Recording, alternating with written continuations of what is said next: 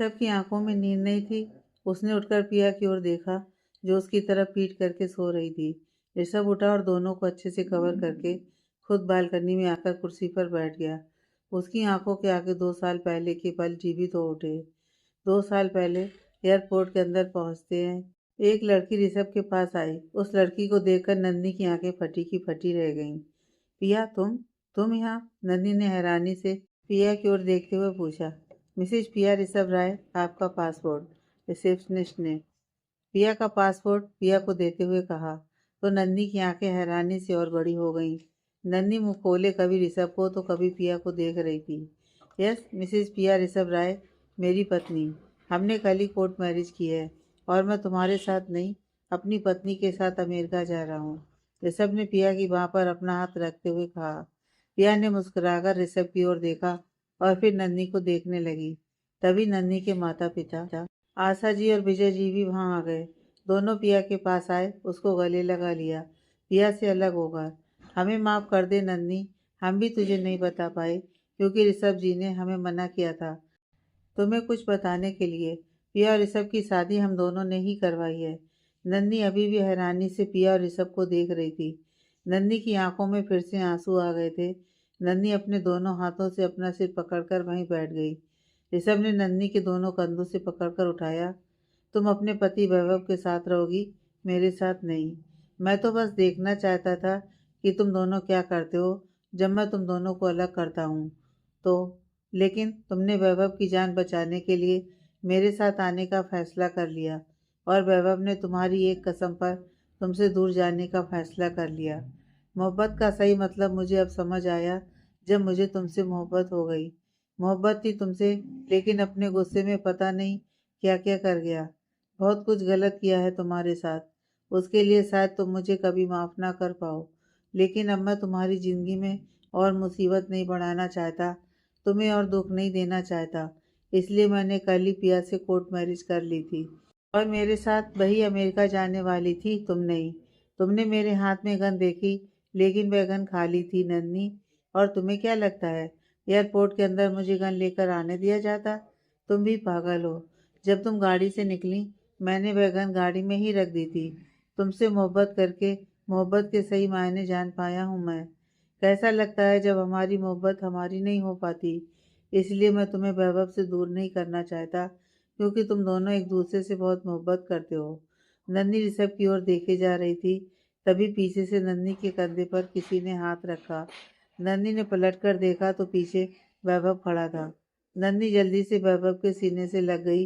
वैभव ने भी नन्ही को अपनी बाहों में कस लिया। ऋषभ ने उन दोनों को देखा और पलटकर अपनी फैमिली के साथ जाने लगा। ऋषभ, नन्ही की आवाज़ पर ऋषभ के कदम ठहर गए। ऋषभ ने पलटकर देखा, नन्ही अपने दोनों हाथ जोड़े खड़ी थी। ऋषभ नन्ही के पास आया और अपने हाथ से नन्ही के हाथ नीचे कर और एक हाथ नन्ही के गाल पर रखकर, मुझे शर्मिंदा मत करो नन्ही, माफ़ी तो मुझे मांगनी चाहिए, तुम मेरे सामने हाथ जोड़ो, ये मैं बर्दाश्त नहीं कर सकता। ऋषभ के इस तरह छूने से नन्ही असहज हो गई। ऋषभ को जब नन्ही के कांपने का एहसास हुआ तो उसने जल्दी से नन्ही का हाथ छोड़कर 2 कदम पीछे हटकर खड़ा हो गया। वैभव ऋषभ के पास आया और ऋषभ के गले लग गया। ऋषभ के हाथ हवा में उठ गए, लेकिन अगले ही पल ऋषभ ने भी वैभव को गले से लगा लिया। थैंक यू, वैभव ने ऋषभ से अलग होते हुए कहा। ऋषभ ने वैभव के आगे अपने दोनों हाथ जोड़ दिए। तुमने मुझे बताया क्यों नहीं दी? नन्ही ने पिया को देखते हुए कहा। क्या बताती? तुम तो जानती हो ना मैंने कितना गलत किया है। अगर उस दिन मैं तुझे शादी के मंडप पर भेजकर खुद वहां से नहीं भागती तो आज तेरी जिंदगी में ये दुख नहीं होते। मुझे अपनी गलती सुधारने का एक मौका मिला तो मैंने अपनी गलती सुधार ली। परसों रात को ऋषभ ने मुझे कॉल किया। उन्होंने पूछा कि क्या मैं उनसे शादी करना चाहती हूँ। मैं जानती थी ऋषभ ने तुम्हारे साथ बहुत कुछ गलत किया है, लेकिन मैं नहीं चाहती थी कि तुम्हारी ज़िंदगी में अब कुछ और गलत हो। इसलिए मेरे पास मना करने की कोई वजह नहीं थी और मेरे दिल में भी कहीं ना कहीं ऋषभ के लिए जगह थी। ऋषभ मेरे साथ नई ज़िंदगी शुरू करना चाहते हैं, मुझसे शादी करना चाहते हैं। इससे खुशी की बात और क्या हो सकती है। सबको मौका मिलना चाहिए अपनी ज़िंदगी दोबारा जीने का। मुझे मिला तो मेरे दिल में भी हलचल हुई और मैं मना नहीं कर पाई और वैसे भी शादी होने वाली थी मेरी उनसे, इसलिए इस बार मैं ऋषभ को मना नहीं करना चाहती थी। तो मैं जल्दी से यहाँ आ गई और हम दोनों ने कोर्ट मैरिज कर ली। ऋषभ ने मुझे सब कुछ बता दिया है, इसलिए मुझे तुम्हारे सामने नहीं आने दिया, क्योंकि हमने यही सोचा था कि अमेरिका जाने से पहले तुम्हें बताकर जाएंगे। मुझे माफ़ कर देना। पिया ने कहा तो नन्ही ने पिया को जल्दी से अपने गले लगा लिया। पिया की आंखों से भी आंसू बहने लगे। नन्ही ने पिया से अलग होकर ऋषभ की ओर देखा। नन्ही की आंखों में सवाल देखकर, हमारी फ़्लाइट 3 घंटे लेट थी, क्योंकि जिस फ़्लाइट के बारे में वैभव को बताया था उस फ़्लाइट की मैंने टिकट ही नहीं ली थी।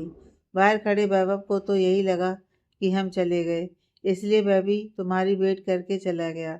मेरे आदमियों ने मुझे बाहर से बता दिया था और पिया को आने में भी कुछ वक्त था, इसलिए मैंने ना तो तुम्हें कुछ बताया और ना वैभव को। अभी थोड़ी देर पहले ही मैंने वैभव को मैसेज किया और वैभव 200 की स्पीड से एयरपोर्ट पहुंच गया। ऋषभ ने हंसते हुए वैभव की ओर देखते हुए कहा। नन्ही ने वैभव की ओर देखा तो वैभव ने हाँ में गर्दन हिलाई। तभी नेहा, राजेंद्र जी और मेघा जी वहां पहुंचे। वहां का नज़ारा देखकर सब असमंजस में पड़ गए। पिया को ऋषभ के पास खड़े देखकर सबके चेहरे पर सवालिया भाव उभर आए। तुम वहां से भाग आए बिना कुछ हमें बताए, हम कितना डर गए थे। नेहा ने वैभव के पास आकर उसके कंधे पर हाथ रखकर कहा। मुझे ऋषभ का मैसेज आया था, आधे घंटे तक अगर तुम यहाँ एयरपोर्ट पर नहीं पहुंचे तो तुम अपनी पत्नी को हमेशा हमेशा के लिए खो दोगे। इसलिए मैं बिना देर किए बिना कुछ बताए यहाँ चला आया। ऋषभ ने सबको सच बताया तो सबके चेहरे पर खुशी की लहर दौड़ गई। ऋषभ ने आगे बढ़कर वैभव के हाथ में कुछ पेपर्स देते हुए कहा, ये मेरे और नन्ही के तलाक के पेपर हैं, इन पर मैंने साइन कर दिया है। नन्ही साइन कर दे तो हमारा तलाक हो जाएगा। अब नन्ही हमेशा हमेशा के लिए तुम्हारी है। वैभव ने पेपर अपने हाथ में लिए और ऋषभ के गले लग गया। आप सबको यहाँ से जाने की ज़रूरत नहीं है। माँ, भाभी, भैया, प्लीज़ आप सब यहीं रुक जाइए, नन्ही ने सबके पास आकर कहा। फिर ऋषभ और पिया के पास आकर, प्लीज़ दी, रुक जाओ यहाँ, हम सबके साथ ही रहो, आप सब भी। नहीं नन्ही, मैं अभी यहाँ इस देश में नहीं रहना चाहता। मैं अपने परिवार और अपनी पत्नी के साथ यहाँ से बहुत दूर जाकर एक नई दुनिया बसाना चाहता हूँ। इसलिए हमें मत रोको, क्योंकि मैं अपने परिवार के बिना नहीं रहना चाहता। एक अच्छा बेटा और एक अच्छा पति बनकर रहना चाहता हूँ। तुम अपनी ज़िंदगी में वैभव के साथ खुश रहो और मुझे मेरी ज़िंदगी में जाने दो, ऋषभ ने कहा। तो नन्ही चुपचाप जाकर वैभव के पास खड़ी हो गई। तभी फ्लाइट की अनाउंसमेंट हो गई। तुम भी हमेशा अपनी ज़िंदगी में खुश रहना नेहा। मुझे यकीन है तुम्हें भी एक दिन बहुत मोहब्बत करने वाला जीवन साथी मिलेगा। वैभव ये जीवन साथी नहीं है। नन्ही और वैभव एक दूसरे के लिए बने हैं। जिस तरह मैं इन दोनों की मोहब्बत समझ गया हूँ, तुम भी दिल से दोनों को अलग करने की कोशिश मत करना, ऋषभ ने नेहा से कहा। नेहा ने अपनी गर्दन हाँ में हिलाई और उसकी आंखों में आंसू छलक आए। मैं भी नहीं चाहती नन्ही और वैभव अब कभी अलग हों। उन दोनों को हमेशा खुश देखना चाहती हूँ। तुम्हारी तरह मैं भी उनकी ज़िंदगी से बहुत दूर चली जाऊंगी, नेहा ने रोते हुए कहा। ऋषभ ने नेहा के आंसू पोंछे और उसके सर पर प्यार से हाथ फेरा और जाने के लिए मुड़ गया। ऋषभ ने चेयर पर पड़ी अपनी बैसाखी उठाई और बैसाखी के सहारे चलने लगा। ये क्या कर रहे हो तुम ऋषभ? तुम अब चल सकते हो, फिर बैसाखी का सहारा क्यों? वैभव ने ऋषभ के पास आकर उसे सवालिया नजरों से देखते हुए कहा। मैंने बहुत गुनाह किए हैं जिसे मेरी कोई भी अच्छाई कम नहीं कर सकती। मैंने नन्ही के साथ जो भी किया बहुत गलत किया। मैं ठीक हो गया हूँ, अब मैं विकलांग नहीं हूँ, लेकिन मैंने नन्ही को विकलांग कर दिया है। मेरे किए हुए गुनाह नन्ही के दिल पर पत्थर बनकर बरसे हैं। मेरी वजह से नन्ही 4 साल तुम्हारी पत्नी बनकर भी तुम्हारी पत्नी नहीं बन सकी। एक पति पत्नी का तन मन दिल का जो रिश्ता होता है वो रूह तक नहीं पहुंच पाया। मेरी मौजूदगी से ही नन्ही असहज महसूस करने लगती है। मेरा स्पर्श नन्ही को अंदर तक डरा देता है। जब तक वह मुझे दिल से माफ़ नहीं करती, जब तक मेरे आसपास होने से वह असहज महसूस करना नहीं छोड़ देती, तब तक मेरे किए गुनाहों की यादें डर बनकर उसके दिल पर बैठी रहेंगी। तब तक मैं इस बैसाखी का सहारा कभी नहीं छोड़ूंगा। जिस दिन मेरे छूने पर नन्ही का डर खत्म हो जाएगा, जिस दिन मेरा उसके सामने होने से उसकी आंखें मुझे बेखौफ दिखीं, उस दिन मैं समझ जाऊंगा कि नन्नी ने मुझे दिल से माफ़ कर दिया है। आज के बाद मैं कभी इंडिया वापस नहीं आऊँगा जब तक नन्नी खुद मुझे नहीं बुलाएगी। ऋषभ ने कहा तो सबकी आंखों में नमी आ गई। तभी फ्लाइट का अनाउंसमेंट दोबारा हुआ। ऋषभ ने सबको चलने के लिए कहा। मेघा जी, रीना जी आपस में गले मिलने लगी। राजेंद्र जी, शिव जी एक दूसरे के करीब आ गए। सब एक दूसरे के गले मिलकर नम आंखों से एक दूसरे को छोड़कर जा रहे थे। ऋषभ पिया को लेकर अंदर की ओर बढ़ने लगा। पीछे पीछे पूरी राय फैमिली भी जाने लगी।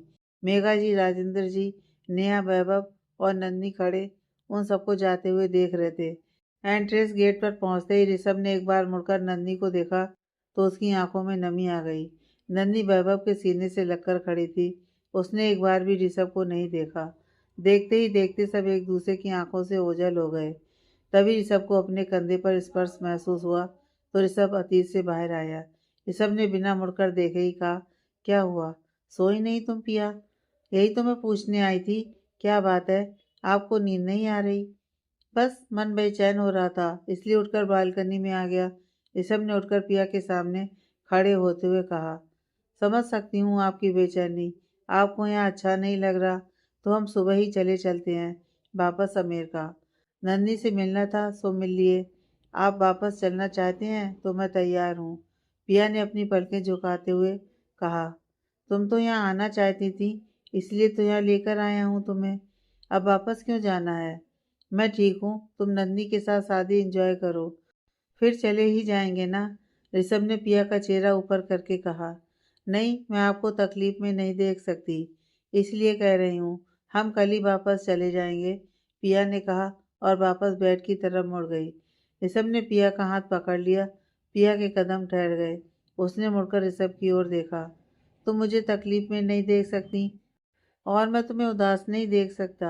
मैंने बिना तुम्हारी इच्छा जाने तुम्हारे आगे शादी का प्रपोजल रख दिया और तुम तैयार हो गई मुझसे शादी करने के लिए। मैंने तुमसे बिना पूछे तुम्हें तुम्हारे माता पिता तुम्हारी बहन से दूर अमेरिका ले गया, तब भी तुमने कोई ऑब्जेक्शन नहीं किया। बिना तुम्हारी मर्जी के आर्या को तुम्हारी गोद में डाल दिया, फिर भी तुमने मुझसे कोई सवाल नहीं किया, मुझसे कभी कुछ नहीं मांगा। जैसा भी व्यवहार किया तुम्हारे साथ, तुमने चुपचाप सहन किया।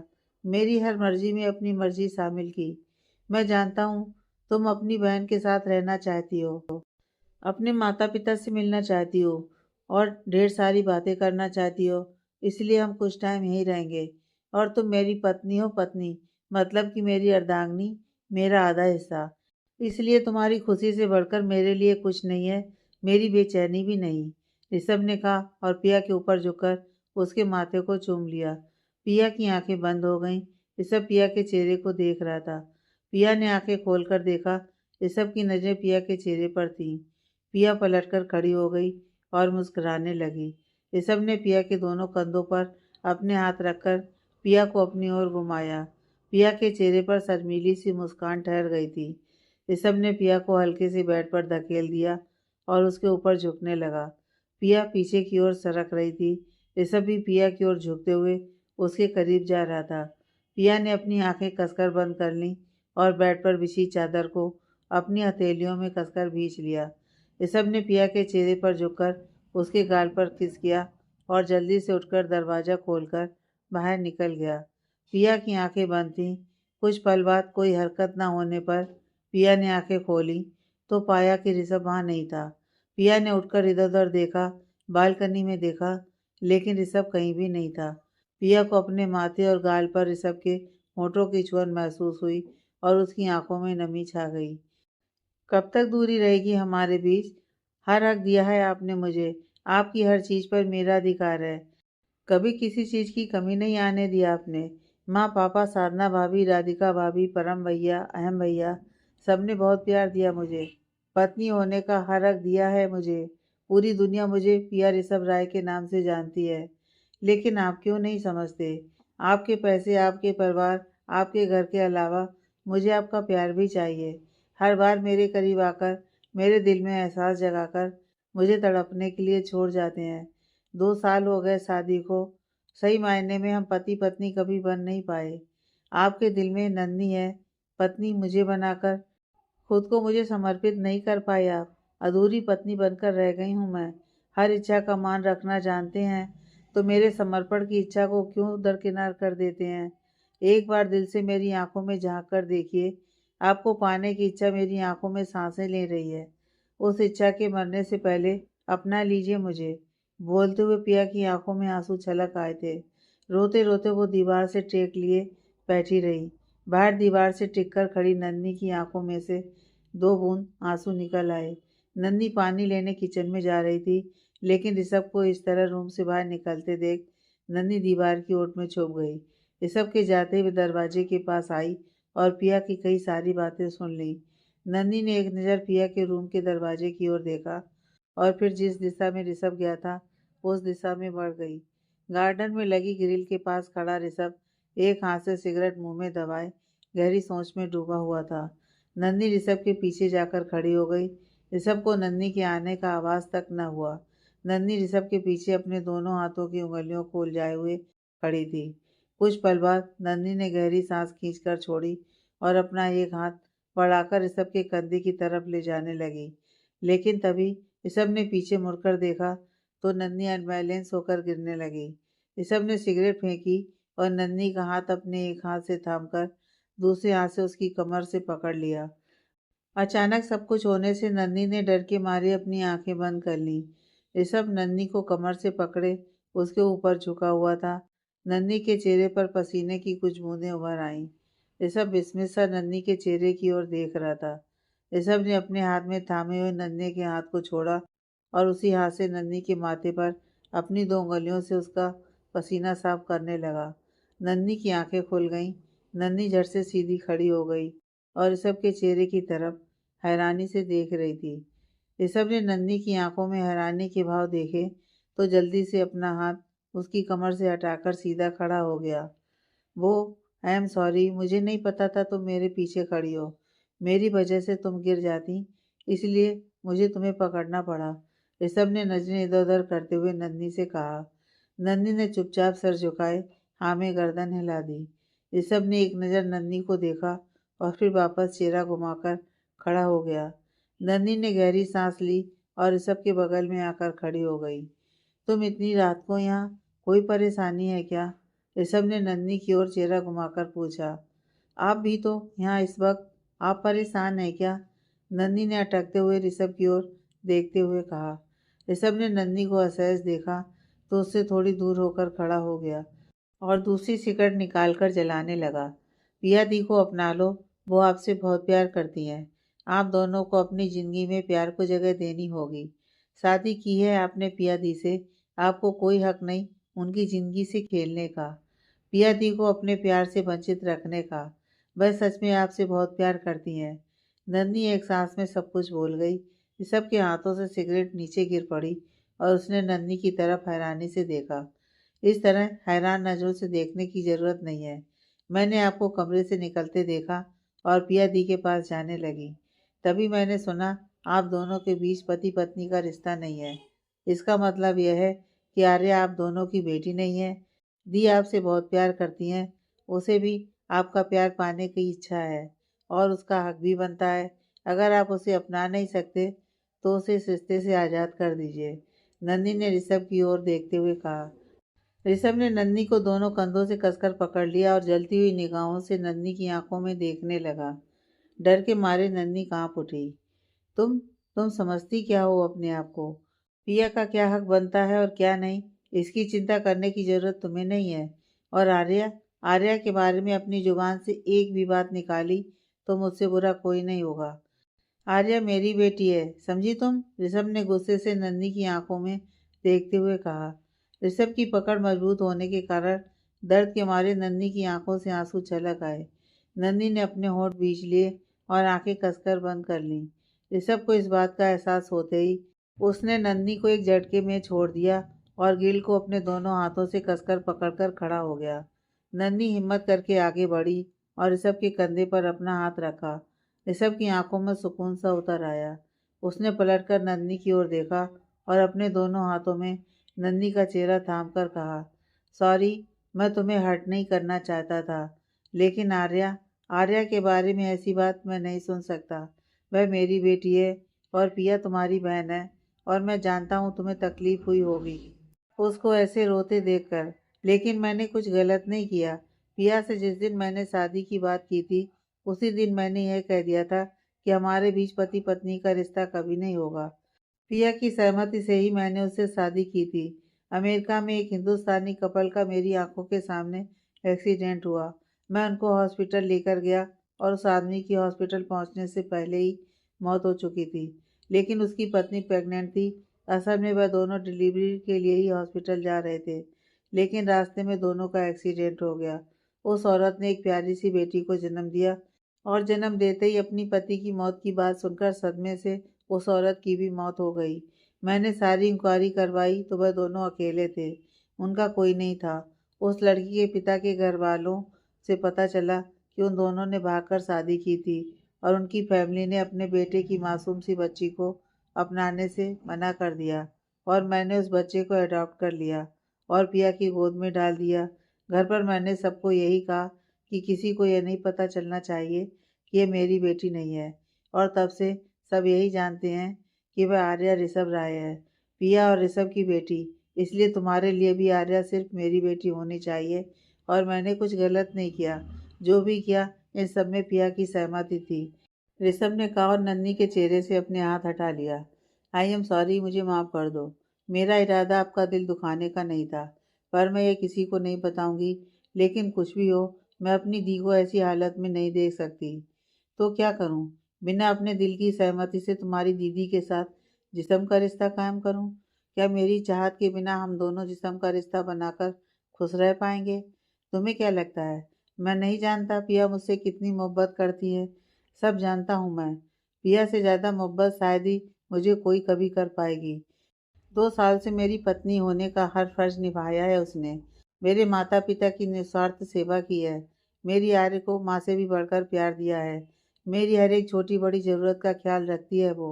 उसका यह कर्ज इस जन्म में तो क्या, अगले हजारों जन्म में भी नहीं चुका सकता मैं ये नहीं कहती कि आप अपनी चाहत के बिना मेरी दी को अपनाओ, लेकिन अगर वो पहल करती हैं तो आपको भी पीछे नहीं हटना चाहिए। मुझे नहीं लगता अगर आपसे कोई इतनी मोहब्बत करता है तो आपका दिल भी उसे चाहने से खुद को रोक पाए।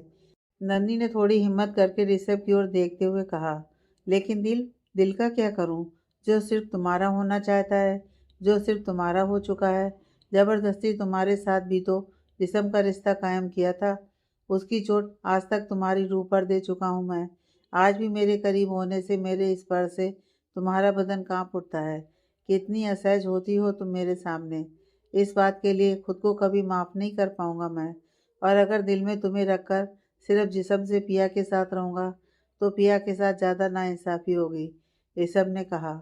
मैंने कभी आपसे मोहब्बत की ही नहीं। बचपन में मिलना शायद एक इत्तेफाक था। आज मुझे समझ आता है आपका इंतज़ार करना वह मोहब्बत नहीं, सिर्फ अपने बचपन में किए वादे को निभाने की राह थी। जब मेरी आपसे शादी हो गई, सही मायने में आपकी पत्नी बन गई, भगवान ने बिना हम दोनों की कोई कोशिश किए ही हम दोनों को मिला दिया था। तब भी हम उस रिश्ते को नहीं समझ पाए, हमेशा एक दूसरे से दूर ही रहे। और अगर कोई जिस्मानी रिश्ता बना तो वह भी ज़बरदस्ती, सहमति नहीं थी। आपने अपने गुस्से और जुनून में मेरे साथ ज़बरदस्ती की। मोहब्बत तो कभी पनप ही नहीं पाई, लेकिन नफ़रत की एक मजबूत दीवार थी हम दोनों के बीच। वैभव कॉलेज टाइम से मुझसे मोहब्बत करते थे। आपकी पत्नी बनने के बाद भी उन्होंने अपने दोस्त होने का हर फर्ज निभाया। सही मायने में कहूँ तो हमेशा से मेरी मोहब्बत वैभव थे। दूर जाकर भी हम दोनों फिर मिल गए। पति पत्नी बनने के बाद भी दोस्ती का रिश्ता सबसे पहले कायम रखा। जिस्मानी रिश्ता ना होने के बाद भी रूह का रिश्ता हमेशा रहा। जज्बातों का रिश्ता, हम दोनों के बीच का दर्द का रिश्ता मोहब्बत से कहीं ऊपर था। उनकी मोहब्बत के आगे मेरी दोस्ती की दीवार भी टूट गई और मैं उनसे बेइंतहा मोहब्बत कर बैठी। आज भी मैं सिर्फ और सिर्फ वैभव से मोहब्बत करती हूँ। मेरी हर एक सांस पर सिर्फ और सिर्फ वैभव का नाम लिखा है। और आज के इस वक्त में मेरी मोहब्बत, मेरा दर्द, मेरी खुशी, मेरे जज्बात, मेरे दिल, मेरी रूह, मेरे जिस्म का रिश्ता सिर्फ और सिर्फ हजारों जन्मों तक वैभव के साथ रहेगा। मुझे इस बात से कोई फ़र्क नहीं पड़ता कि आपके दिल में मैं हूँ या नहीं, आप मुझसे मोहब्बत करते हैं या नहीं, क्योंकि मैं हर जन्म के लिए वैभव की हो चुकी हूँ। देखिए, आपके सामने आपके पास खड़ी हूँ और आपसे बिल्कुल डर नहीं रही। किसी बात का डर नहीं है मुझे, क्योंकि मेरी रगों में वैभव की मोहब्बत खून बनकर दौड़ रही है। नन्ही ने निडरता से ऋषभ की आंखों में देखते हुए कहा। ऋषभ के चेहरे पर सुकून भरी मुस्कान तैर गई। इसी दिन का तो इंतजार था मुझे, तुम्हारी आंखों में निडरता देखने का। मैं नहीं चाहता कि तुम मुझसे कभी डरो, मेरे आसपास होने से तुम्हें कभी असहज महसूस हो। और आज मुझे लगता है कि मैं वह नन्ही देख रहा हूँ जिसे देखने की मेरे दिल में कब से इच्छा है। तुम मेरे दिल में हमेशा मोहब्बत बनकर रहोगी। भले ही हमारे बीच नफरत की एक मजबूत दीवार थी, लेकिन मेरी तरफ से वह नफरत कब की ख़त्म हो गई, और उस नफरत ने एक ऐसी मोहब्बत का रूप ले लिया जो अब तुम्हें खुश देखकर ही मेरे दिल को राहत मिलती है। ऋषभ ने कहा। नन्ही ने आगे मुस्कुराकर अपने दोनों हाथ जोड़ दिए। मेरी मोहब्बत जन्मों जन्मों के लिए वैभव की हो चुकी है, इसलिए मैं भी अब आपको खुश देखना चाहती हूँ, अपनी दीदी को खुश देखना चाहती हूँ, इसलिए आपसे दोस्ती करना चाहती हूँ। नन्ही ने अपने दोनों हाथों में ऋषभ के हाथ थाम कर कहा। ऋषभ की आंखों में नमी आ गई। नन्ही ने 2 कदम पीछे हटकर अपना हाथ ऋषभ की ओर बढ़ा दिया। ऋषभ ने भी अपने दोनों हाथों से नन्ही का हाथ थाम लिया। दोनों के चेहरे पर प्यार भरी मुस्कान खिल गई थी। कोई जल्दीबाजी नहीं है, लेकिन बिना मोहब्बत की ज़िंदगी नहीं काटी जाती, और आपके पास तो मेरी पिया दी की बेशुमार मोहब्बत है। उम्मीद करती हूँ आप भी बहुत जल्द मेरी पिया दी की मोहब्बत के रंग में रंग जाएंगे। नन्ही ने मुस्कुराकर कहा। वादा नहीं करता, लेकिन पूरी कोशिश करूँगा कि पिया के साथ पहले दिल का रिश्ता कायम हो, फिर जिस्मानी, और सदियों तक मेरे और पिया के बीच मोहब्बत का रिश्ता हमेशा हमेशा के लिए कायम रहे। ऋषभ ने भी मुस्कुराकर कहा। रात बहुत हो गई है, तुम्हें जाना चाहिए। मैं नहीं चाहता कि किसी के भी दिल में कोई गलत बात आए, ऋषभ ने कहा। तो नन्ही ने हाँ में अपनी गर्दन हिलाई और घर के अंदर जाने के लिए मुड़ी। रुको, ऋषभ की आवाज़ पर नन्ही के कदम ठहर गए। नन्ही ने पलट कर देखा।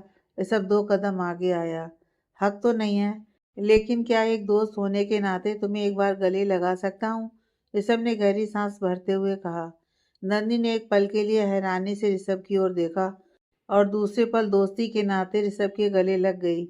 ऋषभ का एक हाथ नन्ही के सर पर और दूसरा हाथ पीठ पर चला गया, और आंखें सुकून से बंद हो गईं।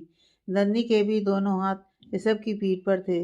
इस बार नन्ही को ऋषभ की छुअन से कोई हवस महसूस नहीं हुई।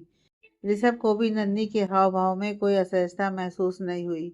दोनों एक दूसरे से अलग हुए और नन्ही मुस्कुराकर घर के अंदर चली गई। ऋषभ कुछ देर नन्ही के स्पर्श को महसूस करता रहा, और वह भी अपने रूम की ओर चला गया। नन्ही रूम में पहुंची। उसने देखा वैभव खिड़की के पास खड़ा बाहर की ओर देख रहा था। नन्ही ने दरवाजा बंद किया और जल्दी से जाकर वैभव की पीठ पर अपना सर रखते हुए अपनी बाहें वैभव के इर्द गिर्द लपेट लीं। नन्ही की आंखों के किनारे भीग रहे थे। वैभव को अपनी पीठ पर गीलापन महसूस होते ही उसने पलटकर नन्ही को अपने सीने से लगा लिया। कुछ देर बाद वैभव ने नन्ही को खुद से अलग किया और उसका चेहरा अपने हाथों में थामकर उसके माथे को चूम लिया, और फिर दोनों हाथों से उसकी आंखें साफ करके फिर से उसे अपने सीने से लगा लिया। बहुत ज़रूरी था ये सब करना, और बहुत मुश्किल भी। लेकिन अगर मैं आज अपने डर को अपने अंदर समेट कर रखती, तो मेरे साथ साथ ये डर पिया दी की ज़िंदगी में भी जहर बनकर पलता। नन्ही ने वैभव के सीने से लगे हुए कहा। बहुत खुश हूँ मैं आज। आज मेरी जान ने अपने डर पर जीत हासिल की है।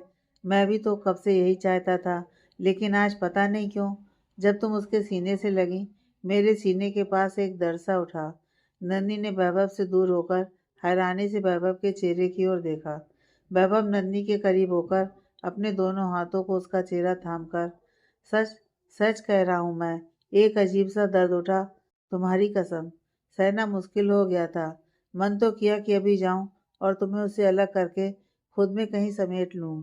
खिड़की पर खड़ा होकर तुम्हें देख रहा था। नहीं जानता क्या हुआ नीचे, नहीं जानता क्या बातें हो रही थीं तुम दोनों के बीच। बस कदम बढ़ने लगे थे नीचे की ओर, लेकिन तुम्हारे प्यार, तुम्हारी मोहब्बत के आगे मैं झुक गया। अगर मैं आकर तुम्हें उससे दूर करता तो जिंदगी भर तुम पर अविश्वास कर बैठता, तुम्हारे दिल को ठेस पहुंचा देता, और मैं यह हरगिज नहीं कर सकता। लेकिन जैसे ही तुम मेरे पास आकर मुझसे लिपट गई, दिल में एक सुकून सा उतर आया कि तुम सिर्फ मेरी हो। मैं आपके दिल को कोई ठेस नहीं पहुंचाना चाहती थी। मौका ही ऐसा था, पिया दी की जिंदगी का सवाल था, और सच कहूँ तो अब मेरे दिल में भी कोई भय नहीं है। मुझे बिल्कुल डर नहीं लगता। पिया दी की जिंदगी में उठ रहे तूफानों को शांति देने का यही तरीका था कि मैं उनसे दोस्ती कर लूँ। मैंने वही किया। मैंने ठीक किया ना वैभव? बिल्कुल ठीक किया। तुम कभी गलत नहीं हो सकती नंदनी। मैं हर वक्त तुम्हारे साथ हूँ। तुम्हारे हर फैसले में हमेशा तुम्हारे साथ खड़ा हूँ। लेकिन पिया और ऋषभ की जिंदगी में कैसा तूफान? तुम्हारी इस बात को मैं नहीं समझा। मैंने ऋषभ से वादा किया है कि मैं किसी से इस बारे में जिक्र नहीं करूंगी। लेकिन आप मेरी जिंदगी हो। मैंने आज तक आपसे ना कोई झूठ बोला है और ना ही कोई बात छुपाई है। इसलिए आपसे यह बात भी नहीं छुपाऊंगी। नंदी ने जो भी सुना पिया के मुंह से और ऋषभ के मुंह से वैभव को पूरी बात बता दी। मुझे यही तरीका सबसे अच्छा लगा, इसलिए मैंने ऋषभ से बात की है। तुम जो भी करोगी, मुझे तुम पर पूरा विश्वास है नंदनी, और मेरा सपोर्ट हर वक्त तुम्हारे साथ है। I love you Nandini. I love you Vaibhav. दोनों एक दूसरे के सीने से लग गए। ऋषभ रूम में आया। पिया सो रही थी। ऋषभ पिया वाली साइड पर जाकर खड़ा हो गया और पिया आर्या को सोते हुए देखता रहा। पिया आर्या को अपनी बाहों में लेकर सो रही थी। उसके चेहरे पर मुस्कान आ गई। पिया और आर्या सोते हुए बहुत ही मासूम लग रही थी। ऋषभ ने झुककर पहले आर्या के माथे को चूम लिया और फिर रुककर पिया के चेहरे की ओर देखने लगा। अचानक ही उसके होंठ पिया के माथे की तरफ बढ़ गए। उसने पिया के माथे को चूमा और दोनों के सर पर हाथ से सहलाकर अपनी साइड पर जाकर लेट गया। 6 बज गए थे। ब्यास हाउस में चहल पहल हो रही थी। आज नेहा की हल्दी थी। सब नौकर अपने अपने काम में लगे हुए थे। कुछ मेहमान आपस में बातें करने में लगे हुए थे। बच्चों ने खूब शोर मचा रखा था। तैयारी करते करते 11 बज चुके थे। सब लोग तैयार होकर हाल में जमा होने लगे। पिया, नन्ही, राधिका, साधना सबने हल्दी फंक्शन के लिए एक से बढ़कर एक येलो कलर की ड्रेस पहनी हुई थी। लड़के भी पीले कुर्ते और वाइट पजामे में बहुत ड्रेसिंग लग रहे थे। नन्ही पीले रंग के सिंपल से सूट में खुले बालों में वाइट कलर का गजरा लगाए बहुत खूबसूरत लग रही थी। वैभव की नज़र बार बार नन्ही की तरफ उठ रही थी। वैभव भी येलो कुर्ते में आज बहुत ड्रेसिंग लग रहा था। नन्ही की नज़र जब वैभव की नज़रों से मिल रही थी तो नन्ही ने शर्माकर अपनी पलकें झुका ली। अरे वाह, आंखों ही आंखों में रोमांस। साधना ने नन्ही को छेड़ते हुए कहा तो राधिका भी नन्ही के पास आकर उसे छेड़ने लगी। राधिका ने पिया को भी अपने पास बुलाया और चारों ने आपस में कुछ बात की और हंस पड़ी। राधिका ने सामने देखा तो अहम को खुद को निहारते हुए पाया। राधिका भी अहम की आंखों में खो गई। साधना ने देखा और खिलखिलाकर हंस पड़ी। साधना की हंसी की आवाज़ सुनकर राधिका होश में आई और नजरें चुराने लगी। राधिका ने नन्ही के कान में कुछ कहा तो दोनों ने एक दूसरे को देखा और फिर सामने अपने अपने पतियों की ओर देखने लगी। वैभव ने अपने होंठ गोल करके नन्ही को किस करने का इशारा किया। नन्ही हल्के से मुस्कुराई और वैभव को इशारे से अपने पास बुलाया। वैभव का चेहरा खुशी से खिल गया। नन्ही की तरफ बढ़ने लगा। राधिका ने भी वैसे ही इशारे से अहम को बुलाया तो वो भी राधिका की तरफ खींचा चला आया। पिया चुपचाप जाकर एक साइड पर आर्या का हाथ थाम खड़ी हो गई। नन्ही और राधिका अपने दोनों हाथ अपनी कमर पर रखकर अपने अपने पतियों को देख रही थी। वैभव ने नन्ही को एक कोने में चलने का इशारा किया तो नन्ही ने सर झुकाकर ना में अपनी गर्दन हिला दी। अहम ने एक नज़र नन्ही को देखा और राधिका को देखकर अपनी भौहें उचकाईं। राधिका ने अपनी पलकें झुकाकर गर्दन ना में हिला दी। वैभव और अहम ने एक दूसरे को देखा और फिर अपनी पत्नियों के चेहरे देखने लगे। नन्ही और राधिका जोर जोर से हंसने लगी। दोनों समझ गए कि उनकी पत्नियां उनका मजाक उड़ा रही हैं। अहम ने राधिका का हाथ पकड़ना चाहा तो राधिका झट से साधना के पीछे छुप गई और अहम को जीभ निकालकर चिढ़ाने लगी। सब अहम पर हंसने लगे तो अहम भी गर्दन झुकाकर हंस पड़ा। वैभव ने जल्दी से नंदी का हाथ पकड़ा और उसे खींचकर एक पिलर के पीछे ले गया। उसी वक्त वहां से राजेंद्र जी आ रहे थे, जिनको देखकर वैभव ने नंदी को छोड़ दिया। नंदी वैभव को अंगूठा दिखाकर वहां से भागकर फिर से सबके बीच आ गई। तभी गाने बजने लगे और सब मस्ती में डांस करने लगे। सब लोग खुशी से झूम रहे थे। इसी बीच हल्दी का समय हो चला था। मेघा जी ने नन्ही से नेहा को लाने को कहा। नन्ही और राधिका नेहा के रूम की ओर चल पड़ी। नन्ही और राधिका ने दरवाजा खटखटाया। जब नेहा ने कुछ देर तक दरवाजा नहीं खोला तो नन्ही ने दरवाजे को पुश किया तो दरवाजा खुल गया। नन्ही और राधिका नेहा के सामने आकर खड़ी हो गई। नेहा किसी सोच में गुम थी। उसे नन्ही और राधिका के आने का पता नहीं चला। राधिका ने आगे होकर नेहा के आगे चुटकी बजाई। नेहा हड़बड़ाहट में उन दोनों को देखने लगी। नेहा को चौंकते देख नन्ही और राधिका दोनों हंस पड़ी। क्या बात है, अभी से अपने होने वाले दूल्हे के ख्यालों में खो गई। नन्ही ने नेहा के कंधे से कंधा टकराते हुए कहा तो नेहा नजरें झुकाए खड़ी हो गई। अरे तू तो ऐसे डर रही है जैसे हमने कोई तेरी चोरी पकड़ ली हो। नेहा मैडम, होता है, प्यार करने वालों के साथ अक्सर ऐसा ही होता है। राधिका ने नेहा को छेड़ा और हंसते हुए आईने के सामने आकर अपने बाल ठीक करने लगी। नेहा अभी भी वैसे ही खड़ी थी। नंदी ने नेहा के चेहरे पर आई उदासी की लकीर को भांप लिया था। नंदी ने आगे बढ़कर नेहा की साड़ी ठीक की। तूने अभी तक बाल नहीं बनाए, क्या कर रही थी इतनी देर से? मुझे बुला लेती, मैं तुझे तैयार कर देती, नंदी ने कहा और नेहा को पकड़कर आईने के सामने ले आई और टेबल पर बैठाकर उसके बाल बनाने लगी। राधिका भागते हुए नेहा के कमरे में आई और राधिका को नीचे चलने की जिद करने लगी। राधिका ने नन्ही की ओर देखा तो नन्ही ने राधिका को जाने का इशारा किया। तुम चलो राधिका, मैं नेहा को तैयार करके लेकर आती हूँ। राधिका चली गई। चल अब बता क्या हुआ? नन्ही ने नेहा के घुटनों के पास बैठते हुए पूछा। कुछ भी तो नहीं, नेहा ने नन्ही से नजरें चुराते हुए कहा। देख, तेरे चेहरे पर जो यह उदासी है ना, मुझे साफ साफ दिखाई दे रही है, इसलिए पूछ रही हूँ। क्या हुआ, कोई परेशानी है? अगर तुम इस शादी को लेकर डर रही हो तो सच मानो, विराज बहुत अच्छा लड़का है, तुम उसके साथ बहुत खुश रहोगी। और अगर कोई और परेशानी है तो तुम मुझे बता सकती हो। विराज बहुत अच्छे हैं, पर शायद मैं ही बहुत बुरी हूँ। उन्हें मुझसे बहुत सारी उम्मीदें हैं, बहुत सारी चाहतें उनके दिल में पल रही हैं और मैं अपने ही द्वंद से जूझ रही हूँ। मुझे नहीं लगा था कि शादी की राह इतनी पथरीली होगी। शादी के लिए हाँ तो कर दी और शादी होने वाली है। विराज मुझसे बहुत मोहब्बत करते हैं, लेकिन क्या मैं उनकी मोहब्बत की कसौटी पर खरी उतर पाऊंगी? क्या मैं भी उन्हें वही मोहब्बत कर पाऊंगी जिस मोहब्बत की वह चाहत रखते हैं? तुझे क्या लगता है कोई भी राह आसान होती है क्या? राह मुश्किल है, फिर वो मोहब्बत हो, दोस्ती हो या जीवन साथी के साथ जिंदगी भर का चलने की राह हो। हर राह में मुश्किलें आती हैं, लेकिन जब मोहब्बत करने वाला सच्चा साथी हो, एक अच्छा दोस्त हो, तो जिंदगी बहुत आसान हो जाती है। देखना, वैभव से दोस्ती का सफर कब बेनता मोहब्बत की राह पर चल पड़ा, मुझे खुद पता नहीं चला। कितनी मुश्किलें आईं मेरी जिंदगी में, लेकिन वैभव की दोस्ती और उनकी मोहब्बत मेरी जिंदगी की सबसे खुशनुमा बहार थी और आज उनके साथ बहुत खुश हूँ। विराज तुमसे मोहब्बत करते हैं और तुम्हारी आंखों की नमी बता रही है कि तुम भी उनसे बहुत मोहब्बत करने लगी हो। नेहा ने हैरानी से नन्ही की ओर देखा। मैं विराज से मोहब्बत? नहीं, मुझे ऐसा नहीं लगता। क्यों? क्यों नहीं लगता तुझे? तू ना भी बताए तब भी मैं महसूस कर सकती हूँ तेरे अंदर की मोहब्बत को। तेरी आंखों में यह नमी क्यों है? अगर मोहब्बत नहीं है तो तेरी शादी विराज के साथ एक समझौता है। विराज तो तुझसे मोहब्बत करते हैं और अपनी मोहब्बत में वो तुझसे भी चाहत रखेंगे। तू भी उन्हें मोहब्बत करे, खुद को ही समर्पित करे। क्या तू सारी उम्र एक समझौते की जिंदगी जीती रहेगी?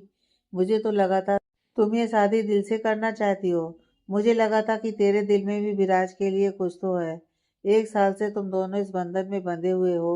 1 साल में तुझे खुद के प्रति उनकी मोहब्बत देखकर उनसे मोहब्बत नहीं हुई तो ये शादी एक समझौता रहेगी और इस समझौते की जिंदगी जीने से अच्छा है कि तू विराज से शादी से मना कर दे। अभी भी वक्त है तेरे पास, नंदिनी ने कहा और ड्रेसिंग टेबल से बिंदी उठाकर नेहा के माथे पर लगा दी। नेहा की आंखों में नमी के साथ साथ हैरानी भरे भाव उभर आए। मानती हूँ मोहब्बत नहीं करती विराज से, लेकिन उनसे दूर जाने का इरादा भी नहीं कर सकती। दिल के किसी कोने में हम सफर की जगह दे चुकी हूँ। तुम सबके कहने पर शादी जैसे बंधन में बंधने के लिए तैयार हो गई, लेकिन विराज की मोहब्बत के आगे अब किसी और से मोहब्बत करने की हिम्मत नहीं जुटा पाऊंगी। वैभव से मोहब्बत करती थी, लेकिन अब वैभव के प्रति कोई भी एहसास मेरे दिल में जिंदा नहीं रहे। विराज के अलावा किसी और से रिश्ता जोड़ने के बारे में मैं सोच भी नहीं सकती और ये बंधन टूटने नहीं देना चाहती। जब भी वो मुझे छूते हैं, एक अलग ही एहसास दिल में पनपने लगते हैं। उनके करीब जाना चाहती हूँ, लेकिन खुद की तरफ से कदम बढ़ा ही नहीं पाती और इसी वजह से शगुन वाले दिन उनके दिल को ठेस पहुंचा चुकी हूँ। अच्छा, तो उदासी की वजह यह है, पहले क्यों नहीं बताया? खामखामा तुझ पर गुस्सा हो गई। देख, ये जो लड़के होते हैं ना, अपने पार्टनर से थोड़े से स्नेह से भी उनका दिल भर जाता है। हमें बस एक कदम बढ़ाने की जरूरत है, बाकी का सफर ये लड़के खुद ही तय कर देते हैं। तू बस अपने दिल में उनके लिए बेशुमार मोहब्बत रख। देखना, तेरे एक प्यार भरे स्पर्श से ही उसकी सारी नाराजगी दूर हो जाएगी। तू प्यार भरे स्पर्श की बात करती है? 4 दिन से उन्हें कितने कॉल कर लिए मैंने, तब से उन्होंने मुझसे बात तक नहीं की, वरना रोज फोन करते थे। बिना मुझसे बात किए उन्हें नींद नहीं आती थी, लेकिन 4 दिन से एक फोन करना तो दूर, मैसेज तक नहीं आया। शादी होने वाली है मेरे से, अपने कर्तव्य जानती हूँ मैं, लेकिन मैं क्या करूँ? मेरे अंदर की झिझक उन्हें ठेस पहुंचाती है। उनका हक है मुझ पर, वह हक जताएं, मुझे कोई प्रॉब्लम नहीं है। पर पता नहीं क्यों 4 दिन से नाराज होकर बैठे हैं। आज हल्दी है, कब से कॉल कर रही हूँ, लेकिन एक बार फिर मेरा फोन रिसीव नहीं किया। देखा देखा, यही तो मोहब्बत है। जब वो तेरे पास आते हैं, तुम दोनों के बीच में तुम्हारी झिझक आ जाती है, वह तड़प कर रह जाते हैं। यही तो उनकी मोहब्बत की निशानी है कि वह तुझसे कितनी मोहब्बत करते हैं। तू अनकंफर्टेबल फील करती है, इसलिए वो अपनी हद पार नहीं करते। तू अपनी मोहब्बत जता रही है उन्हें बार बार कॉल करके, लेकिन वह तुझे तड़फा रहे हैं जैसे तू उन्हें तड़फाती है। मैं जानबूझकर कुछ नहीं करती, वो मुझे जानबूझकर तड़फा रहे हैं। हो सकता है वह तुझसे मिलना चाहते हो, उन्हें लगा हो कि तू उनसे मिलने आएगी, लेकिन तुमने तो 4 दिन फोन करने में ही गंवा दिए। तेरा कुछ नहीं हो सकता क्या? ऐसा हो सकता है क्या? मुझे मिलना है विराज से, मैं उन्हें मनाना चाहती हूँ, अपने कहे पर माफी मांगना चाहती हूँ। अब कुछ नहीं हो सकता। आज तेरी हल्दी है, महाविराज की हल्दी हो चुकी है, उनकी झूठी हल्दी भी यहाँ पहुंच चुकी है। थोड़ी देर में तुझे हल्दी लग जाएगी, उसके बाद तुम्हें और विराज को घर से कोई बाहर नहीं निकलने देगा, इसलिए इस बात में मैं तेरा साथ नहीं दे सकती। हाँ, एक काम तो कर सकती है। क्या? नेहा ने आंखें बड़ी करते हुए नन्ही के दोनों कंधों से पकड़कर पूछा। सुहाग रात वाले दिन तू खुद आगे होकर विराज को किस कर लेना, उसकी सारी नाराजगी दूर हो जाएगी। नन्ही ने कहा और जोर जोर से हंसने लगी। नेहा ने नन्ही की ओर घूरते हुए देखा और फिर नेहा भी हंस पड़ी। अच्छा, अब चल, सब हमारा वेट कर रहे हैं, तुम्हें हल्दी लगाने का मुहूर्त निकला जा रहा होगा, नन्ही ने कहा। नेहा का हल्का सा टचअप करने लगी। कुछ देर बाद नन्ही नेहा को लिए सीढ़ियों से नीचे उतर रही थी। सबकी नजर नेहा की ओर उठ गई। नन्ही ने नेहा को लाकर पाटे पर बैठा दिया। सबने जाकर नेहा को हल्दी लगाना शुरू किया। नन्ही और वैभव ने भी जोड़े में आकर नेहा को हल्दी लगाई। सब और मंगल गीत बज रहे थे। सबने एक दूसरे के चेहरे पर थोड़ी थोड़ी सी हल्दी लगाकर सुगुन किया। वैभव ने नन्ही के दोनों गालों पर अपने गाल से सटाकर हल्दी लगाई। दूर खड़ा ऋषभ इस नज़ारे को देख रहा था। पिया की नज़र भी ऋषभ की ओर उठ गई। तभी ऋषभ की नज़र भी पिया की ओर उठ गई। ऋषभ ने पिया की आंखों में आई उदासी भांप ली। नन्ही हल्दी का कटोरा लेकर ऋषभ की ओर आई और उसके हाथ से बैसाखी लेकर कहा, मुझे नहीं लगता कि अब आपको इसकी ज़रूरत है। नन्ही ने बैसाखी लेकर एक साइड पर रख दिया और हल्दी का कटोरा ऋषभ की ओर बढ़ा दिया। ऋषभ ने कटोरे में से थोड़ी सी हल्दी ली। ऋषभ नन्ही को साथ में देखकर पिया की आंखें नम हो चली थी। ऋषभ हल्दी हाथ में लगाए पिया की ओर बढ़ने लगा तो नन्ही मुस्कुराकर वैभव के पास चली गई। ऋषभ पिया के सामने आकर रुक गया। पिया ने ऋषभ की ओर देखा। ऋषभ ने अपने हाथ में लगाई हल्दी पिया के दोनों गालों पर लगा दी। पिया के चेहरे पर मुस्कुराहट फैल गई। ऋषभ मुस्कुराकर पलट गया। पिया ने अपना हाथ बढ़ाकर ऋषभ का हाथ पकड़ लिया। ऋषभ ने मुड़कर देखा तो पिया ने अपने चेहरे से थोड़ी सी हल्दी लेकर ऋषभ के चेहरे पर लगा दी। दोनों एक दूसरे को देखकर मुस्कुरा पड़े। दूर खड़े नन्ही और वैभव भी उन दोनों को देखकर मुस्कुराने लगे। वैभव ने नन्ही को कमर में हाथ डालकर उसे अपने करीब कर लिया और उसके बालों को चूम लिया। दिन में हल्दी का फंक्शन और रात को मेहंदी संगीत। नेहा को मेहंदी लग चुकी थी। ढोल की थाप पर सब मस्ती कर रहे थे। नन्ही और वैभव संगीत में बहुत इमोशनल हो चुके थे। नेहा ने नन्ही को अपनी आंखें साफ करते हुए देखा तो नेहा की आंखें भी भर आईं। नन्ही जल्दी से आई, नेहा के गले लग गई। नेहा के मेहंदी भरे हाथ हवा में रुक गए। वैभव ने उन दोनों के सर पर हाथ फेरकर दोनों को चुप कराया। तीनों दोस्त एक दूसरे के गले लगे हुए थे। शादी में आए सब मेहमान, परिवार वाले उन तीनों का प्यार देखकर नम आंखों से खुश हो रहे थे। रात तक संगीत चलता रहा। सुबह नेहा और विराज की शादी थी। सब लोग थककर अपने अपने रूम में सोने चले गए। नेहा ने नंदनी को अपने पास रुकने के लिए कहा था, इसलिए वैभव चिढ़ रहा था। नेहा को वैभव के हाल पर हंसी आ रही थी। फिर भी उसने वैभव को चिढ़ाते हुए नंदनी की बाहों में अपनी बाहें डाली और वेद और व्योम के साथ अपने रूम में ले गई। वैभव खड़ा खड़ा उन्हें जाता देखता रहा। नंदनी ने जब पलट कर नहीं देखा तो वैभव भी चिढ़कर अपने रूम में चला गया। नंदनी और नेहा भी थके होने के कारण बेड पर लेट गईं। नंदनी ने व्योम को अपने पास सुलाया। वेद भी सो गया तो नंदनी की भी आंख लग गई। नेहा काफ़ी देर तक अपने फ़ोन की स्क्रीन को स्क्रॉल करती रही। विराज का आज भी ना तो कोई कॉल आया ना मैसेज आया था।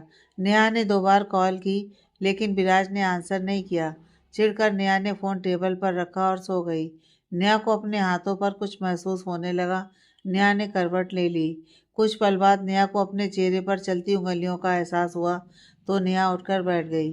सामने किसी को देखकर नेहा चीख पाती उससे पहले ही उस शख्स ने उसके मुंह पर हाथ रखकर उसे चिल्लाने से रोक दिया। नेहा की आंखें हैरानी से बड़ी हो गईं। विराज मायूस सा चेहरा बनाकर उसके सामने था। आंखें लाल हो गई थीं, जैसे कितनी रातें सोया न हो। विराज ने नेहा के मुंह से हाथ हटाया। नेहा जल्दीबाजी में उठी और अपने मेहंदी भरे हाथों से विराज की बाह पकड़ी और उसे एक साइड में ले गई। आप यहाँ इस वक्त? किसी ने देख लिया तो? आप जाओ यहाँ से। नेहा ने अपने दोनों हाथों से विराज को धक्का देते हुए कहा। विराज ने शरारती सी मुस्कान दी और नेहा के गले लग गया। नेहा बोलते बोलते रुक गई। विराज कुछ पल बाद नेहा से दूर हुआ और अपने दोनों हाथों से नेहा का चेहरा थामकर उसके माथे को चूम लिया। नेहा की आंखें स्वतः ही बंद हो गईं। विराज के चेहरे पर मुस्कान फैल गई। विराज ने नेहा को फिर से अपने सीने से लगा लिया और उसके बालों में उंगली चलाने लगा। नेहा भी सब कुछ भूलकर विराज के सीने से लगी रही। हाथों की सूखी हुई मेहंदी विराज की सारी शर्ट पर लग गई थी। कुछ देर बाद नेहा को होश आया तो वह झट से विराज से अलग हुई। नेहा ने अपने दोनों हाथ विराज के सीने पर रखे और दीवार से लगा दिया। क्यों आए हैं? जाइए यहाँ से। नाराज है ना आप? जता ली अपनी नाराजगी और जता लो, लेकिन यहाँ से चले जाइए। नेहा ने नाराजगी से कहा और चेहरा घुमाकर दूसरी ओर कर लिया। चला जाऊंगा, पहले मेरी बात सुन लो। विराज ने नेहा के दोनों कंधों पर अपना हाथ रख उसकी पीठ को अपने सीने से लगाकर कहा। नेहा के दिल में अजीब सा एहसास हुआ। हाथ पांव ठंडे पड़ने लगे थे। नेहा ने खुद को संयत किया। विराज के दोनों हाथ अपने कंधे से हटाए और उसकी तरफ चेहरा करके कहा, मुझे आपकी कोई बात नहीं सुननी। कितने दिन से आपको कॉल कर रही हूँ, एक बार भी मुझसे बात नहीं की। मुझसे बात किए बिना तो आपको नींद नहीं आती थी। फिर इतने दिन, शगुन से लेकर आज हल्दी थी, इतने दिन तक आपने मुझे एक मैसेज तक नहीं किया। तो मैं क्यों सुनूं आपकी बात? नेहा ने फिर से विराज के सीने पर अपने दोनों हाथ रखकर उसे धकेल दिया। इस बार विराज ने नेहा के दोनों हाथ पीछे की तरफ मोड़कर उसे दीवार से लगा दिया। चुप, कितना बोलती हो तुम? जब मैं तुम्हें सुनना चाहता हूँ तब तुम कुछ बोलती ही नहीं, लेकिन आज जब मैं अपनी बात कहने आया हूँ तो तुम चुप ही नहीं हो रही। विराज ने अपना चेहरा नेहा के करीब लाकर धीमे से आवाज में कहा। विराज को इतने करीब देखकर नेहा की बोलती ही बंद हो गई थी। नेहा आंखें बंद कर विराज के चेहरे को देख रही थी। मुझे? नेहा कुछ बोलती उससे पहले विराज ने नेहा के होठों पर अपनी उंगली रख दी। नेहा चुप हो गई। अब मैं कुछ बोलूं? विराज ने धीमे स्वर में कहा तो नेहा ने अपनी गर्दन हाँ में हिला दी। सॉरी, बहुत परेशान किया ना? विराज ने कहा तो नेहा फिर से मासूमियत से अपनी गर्दन हाँ में हिला दी। विराज को नेहा की हरकत पर टूटकर प्यार आया। विराज हल्के से हंसा और फिर आगे बोलना शुरू किया। बहुत परेशान किया, माफ़ कर दो। क्या करूं, खुद पर कंट्रोल नहीं कर पाता। शगुन वाले दिन इतनी खूबसूरत लग रही थी, खुद को रोक नहीं पाया। यह भी नहीं सोचा कि तुम्हें बुरा लग सकता है। उस दिन नाराज होकर चला गया। हम दोनों के लिए इतनी खुशी का दिन था और मैंने तुम्हारा मूड ऑफ कर दिया। पता है, उस दिन से मैं भी चैन से नहीं रह पाया। मन करता भागकर तुम्हारे पास आ जाऊं। तुम्हें देखने के लिए आंखें तरस गई थी मेरी, लेकिन खुद को रोक रखा था। सोच रहा था शायद मेरी नाराज़गी तुम्हें खुद मेरे करीब ले आए, लेकिन मैं ये भूल गया कि तुम एकदम झल्ली लड़की हो। तुम्हारे मन में ख्याल कभी आ ही नहीं सकता कि अगर फ़ोन नहीं उठा रहा तो खुद से मिल लूँ। खुद की सोच पर ही आज हंसी आ रही है कि तुमसे नाराज़ रहा मैं, और नाराज़ रहकर अपना ही नुकसान करवाया मैंने। इतने दिन तुम्हें देखने के लिए तरसा, तुम्हारी आवाज़ सुनने के लिए तरसा, लेकिन आज जैसे ही नन्ही भाभी ने तुम्हारी हल्दी लगे हुए चेहरे की फ़ोटो भेजी, रहा ही नहीं गया। रात होने का इंतज़ार कर रहा था, कब रात हो और मैं अपनी होने वाली चाँद सी दुल्हन को देख पाऊँ। नेहा की नज़रें घूरते हुए नन्ही की ओर उठ गईं। नन्ही को आराम से सोता देख नेहा को बहुत गुस्सा आया। नेहा ने नज़र घुमाकर फिर से विराज के चेहरे की ओर देखा और उसे आंखों के इशारे से पीछे हटने के लिए कहा। नेहा का इशारा पाकर विराज पीछे हट गया और खिड़की के पास चला गया। नेहा ने विराज को जाते देखा तो जल्दी से विराज के पीछे गई और उसका हाथ थाम लिया। विराज ने मुड़कर नेहा की ओर देखा तो नेहा के चेहरे पर मुस्कान थी। कहाँ चले? नेहा ने कहा। तुमसे माफ़ी मांगने आया था अपनी नाराज़गी के लिए, और तुम्हें देखने आया था एक दिन और तुम्हारे बिना गुजारने के लिए। कल हमारी शादी है, उसके बाद तुम ऑफिशियली मेरी हो जाओगी। फिर तुम हमेशा मेरे पास रहोगी, मेरे नज़रों के सामने। जब चाहे तो मैं तुम्हें देख सकता हूँ, दिन हो या रात, तुम्हें अपने सामने बैठाकर तुम्हारी सूरत को निहार सकता हूँ। लेकिन आज की रात और कल का पूरा दिन मुझे तुम्हारे बिना गुजारना है ना, इसलिए तुम्हें देख लिया। अब जा रहा हूँ, विराज ने उदासी से कहा। लेकिन मैंने अभी आपको माफ़ नहीं किया। बिना माफ़ी कैसे चले जाएंगे आप? नेहा ने विराज को परेशान करने के इरादे से कहा। तो बोलो, और क्या करूं जिससे तुम मुझे माफ़ कर दो? विराज ने गहरी सांस भरते हुए कहा। बहुत परेशान किया आपने। दिन का चैन और रात की नींद खराब कर दिया आपने। सारा दिन मेरा मूड ऑफ रहता था, आपसे बात नहीं हो पाती थी। झल्ली तो मैं हूँ, कैसे समझती कि आप मुझसे मिलना चाहते हैं? आप जानते हैं ना, आपकी झल्ली इतना सोच ही नहीं पाती। आपकी मोहब्बत का जवाब मोहब्बत से नहीं दे पाती। लेकिन आई प्रॉमिस, शादी के बाद मैं अपना हर एक फ़र्ज़ निभाऊंगी, चाहे वह फ़र्ज़ आपकी फैमिली की तरफ हो या आपकी तरफ। आपको मुझसे कभी कोई शिकायत नहीं होगी। आपकी मोहब्बत का जवाब मोहब्बत से देने की पूरी कोशिश करूंगी। और आपको मुझसे सॉरी बोलने की भी कोई ज़रूरत नहीं है, क्योंकि आपकी कोई गलती नहीं है। आप मुझसे बहुत प्यार करते हैं, इसलिए आप अपना प्यार दिखाते हैं। और मैं कहकर नेहा चुप हो गई और विराज के सीने से लग गई। मुझे कोई जल्दी नहीं है नेहा, क्योंकि हम दोनों एक साथ ज़िंदगी का सफ़र तो कल हमारी शादी होते ही तय करना शुरू करेंगे। लेकिन पति पत्नी के सफ़र में हम तभी शामिल होंगे जब यह सफ़र की मंजूरी हम दोनों की तरफ से हो, सिर्फ मेरी तरफ से नहीं। मैं समझ सकता हूँ तुम्हारी मजबूरी, लेकिन जिस दिन तुम्हारे दिल में मुझसे मिलने की तड़प जाग जाए, जिस दिन तुम्हें लगे कि तुम्हें भी मुझसे मोहब्बत है, उस दिन एक कदम बढ़ाना। बाकी की पूरी ज़िंदगी का सफ़र मैं खुद तुम्हारे साथ तय कर लूँगा, विराज ने कहा और नेहा को कसकर अपने सीने से लगा लिया। कुछ देर एक दूसरे के सीने से लगे रहे। नेहा और विराज एक दूसरे से अलग हुए, तभी नन्ही ने उन दोनों की तरफ करवट ली। नेहा और विराज दोनों पर्दे के पीछे छुप गए। नेहा ने झाँक कर देखा तो नन्ही अपनी आंखें बंद किए सो रही थी। दोनों पर्दे के पीछे से बाहर आए तो विराज ने नेहा का माथा चूमकर खिड़की की ओर बढ़कर जिस रास्ते से आया था उसी रास्ते से बाहर निकल गया। नेहा ने खिड़की पर आकर देखा, विराज चला गया था। नेहा भी आकर अपनी जगह पर लेट गई और कुछ देर पहले के पल याद करके उसके चेहरे पर मुस्कान थी। नाराजगी दूर हो गई? नन्ही ने उठकर बैठते हुए कहा तो नेहा ने हैरानी से नन्ही की तरफ देखा। नन्ही दांत दिखाए हंस रही थी। नेहा भी उठकर बैठ गई और नन्ही को घूरने लगी। इसका मतलब तू जाग रही थी? नेहा ने अपने दांत जमाते हुए गुस्से से नन्ही की तरफ देखते हुए कहा। जी हाँ, विराज यहाँ आया तब नहीं, उससे पहले से मैं जाग रही थी, नन्ही ने कहा और जोर जोर से हंसने लगी। क्या मतलब? नेहा ने हैरानी से पूछा। तभी नेहा के फ़ोन पर मैसेज आया। पढ़ ले, विराज का ही मैसेज है, नन्ही ने कहा और अपना हाथ ठोड़ी पर टिकाए हंसते हुए नेहा की ओर देखने लगी। नेहा ने अपने फ़ोन में मैसेज देखा और पढ़ने लगी।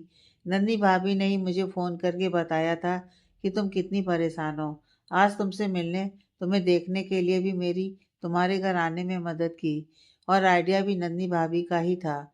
उन्हें मेरी तरफ से थैंक यू बोल देना। नेहा ने मैसेज पढ़कर हैरानी से नन्ही की ओर देखा। जी हाँ, मुझे तो लगा था कि तुम किस करोगी विराज को, लेकिन तुम तो सीने से लगते ही कांपने लगती हो। कहकर नन्ही फिर से हंसने लगी। नेहा अभी भी नन्ही को घूरते हुए देख रही थी। नन्ही सीरियस होकर बैठ गई तो नेहा सरक कर नन्ही के पास गई और उसके गले लग गई। नन्ही के चेहरे पर मुस्कान आ गई। नन्ही ने भी नेहा को कसकर गले लगा लिया। बहुत मिस करूंगी तुम्हें, नेहा ने सिसकियां भरते हुए कहा।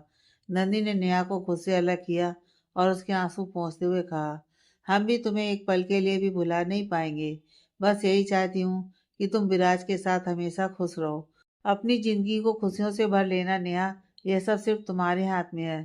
दोनों एक दूसरे के गले लगकर खुद को शांत करने लगी। चल अब सो जा, तेरे विराज जी तो गए।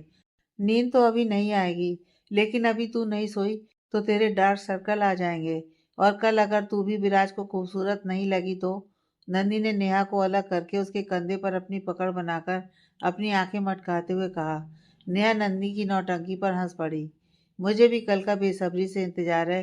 कल मैं विराज की दुल्हन बनकर उनके घर में चली जाऊंगी। कितना अलग एहसास है ना ये नंदी। एक शख्स जो हमसे इतनी मोहब्बत करता हो और भगवान उसे हमारी किस्मत में लिख दें। बिना मांगे कई मुरादें पूरी होने का एहसास कितनी खुशी होती है ना। नेहा ने अपने दोनों बाहें खुद में समेटते हुए कहा। नंदी ने नेहा की तरफ देखा और प्यार से उसके गाल सहलाकर कहा, हूँ, बहुत खूबसूरत एहसास होता है। चल अच्छा, अब सो जाते हैं, वरना डार्क सर्कल आ जाएंगे तो। नहीं नहीं, मैं खूबसूरत लगना चाहती हूँ। कल शादी है मेरी, नेहा ने कहा और अपनी साइड पर जाकर चादर को मुंह तक लेकर सो गई। नंदी भी मुस्कुराकर अपनी जगह पर लेट गई। आगे की कहानी नेक्स्ट पार्ट में।